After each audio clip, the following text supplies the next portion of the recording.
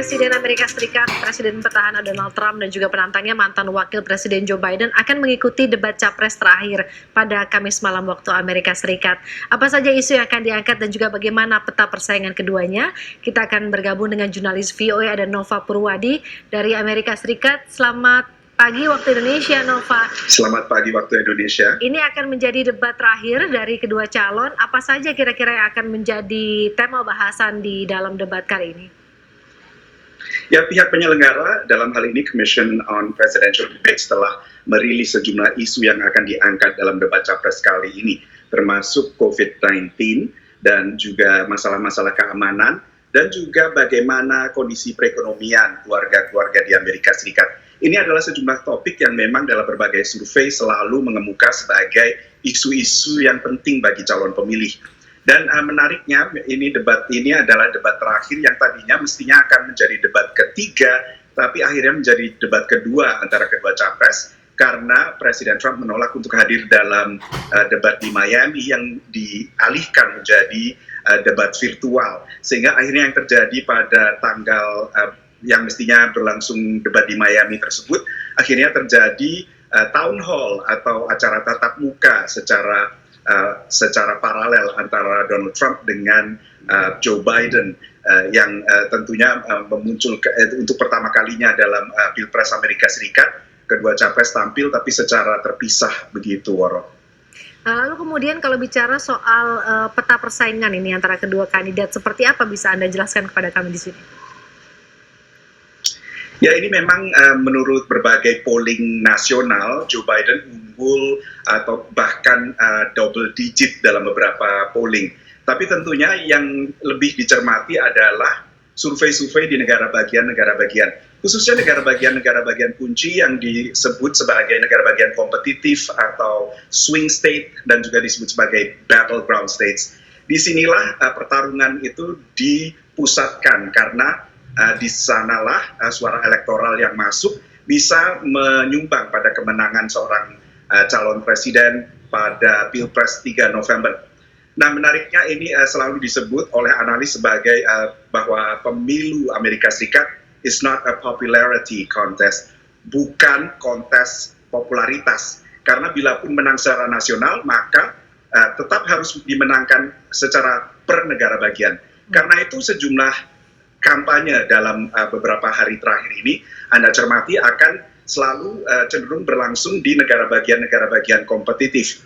Florida, Arizona, Pennsylvania, North Carolina, sejumlah negara bagian yang ingin direbut oleh masing-masing kandidat presiden.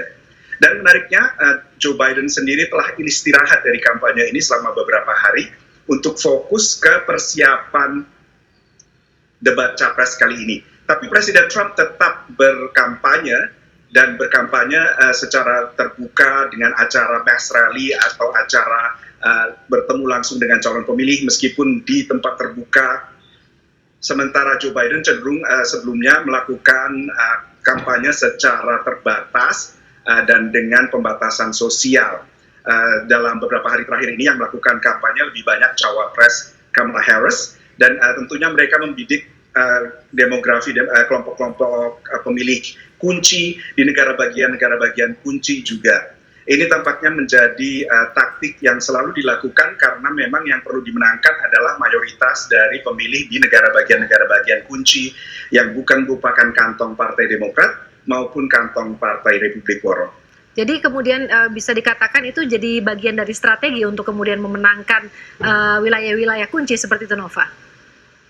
Iya, dan menariknya banyak calon pemilih tampaknya tidak menunggu debat capres kali ini.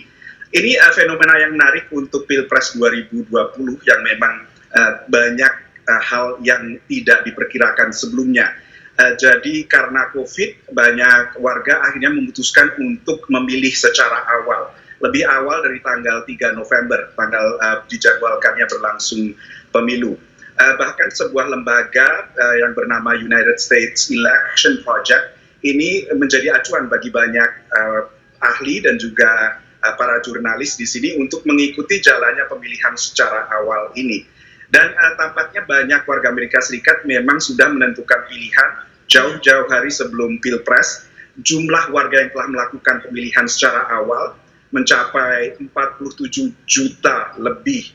Ini sekitar sepertiga atau bahkan mungkin melebihi sepertiga total jumlah pemilih pada Pilpres 2016 yang saat itu mencapai sekitar 130 juta orang.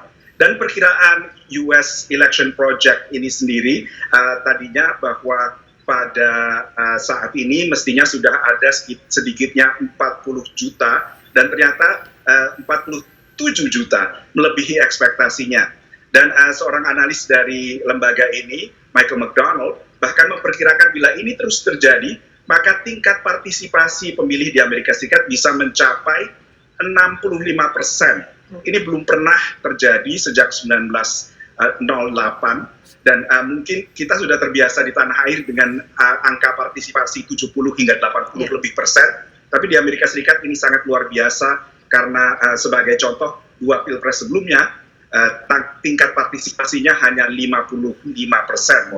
Ya. Jadi artinya ini kesempatan juga yang besar untuk kedua kandidat seperti itu. Baik, terima kasih Nova Purwadi atas laporan Anda, jurnalis VOA dari Amerika Serikat terkait dengan persiapan dari debat capres terakhir di Amerika Serikat. Saudara, usai